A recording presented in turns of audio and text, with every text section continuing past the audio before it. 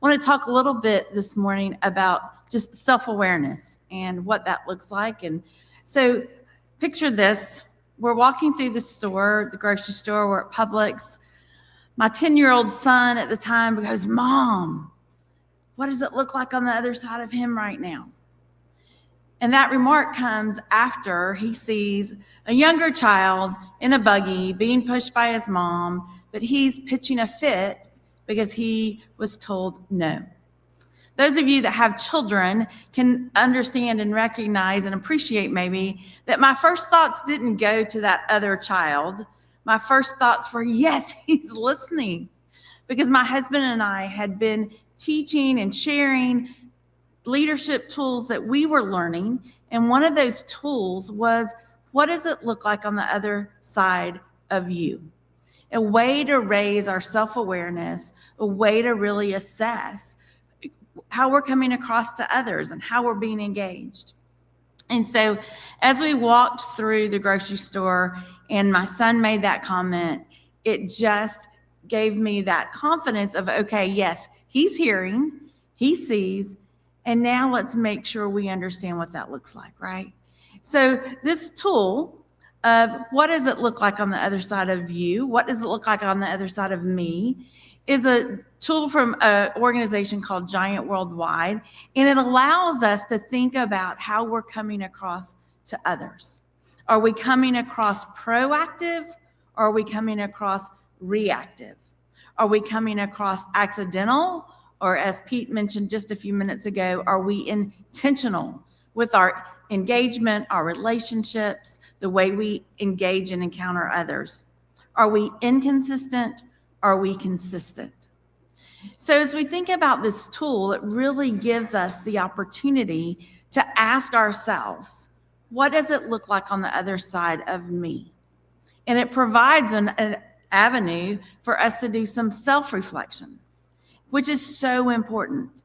Self-awareness is one of those things that, yes, we can do on our own, but the next step is to take that same question, that same thought, and ask someone else to give us the gift of feedback, the gift of understanding what does it look like on the other side of me.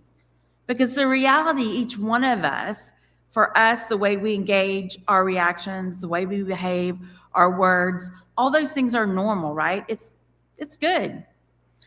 At least that's what we intend for it to be, hopefully, right? But there are times when our words, our actions, our behaviors come across in a way that we do not intend at all, and many times don't even recognize. So having the opportunity to have someone that we trust to come alongside us and tell us what does it really, truly look like on the other side of us is truly a gift. As a principal, I would ask the staff every year, at the beginning of the year, I would say, okay, I need your help. I need you to tell me what it looks like on the other side of me. When I say something or I do something that doesn't come across quite right, I need you to come tell me. Each year, I would have one, maybe two staff that would take me up on that. And they would cautiously enter my office and say, all right, Deborah, you said, and I knew what was coming. And I was like, okay, yes, I did say. Now, did it sting? Sometimes it did. And were there times where I was like, I'm not so sure they're right about that? Did I have to put my pride down and listen? 100%.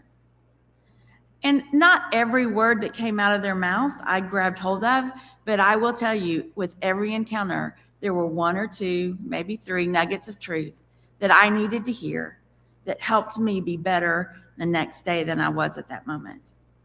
So I want to encourage you today to do some self-reflection. What does it look like on the other side of you? Ask yourself that question, but take that next step of development and growth and ask someone who is a part of your life that you can trust and say, look, I'm giving you permission. I need the feedback. I need to know what it looks like on the other side of me so that I can bring my best self to tomorrow. Thank you for having me.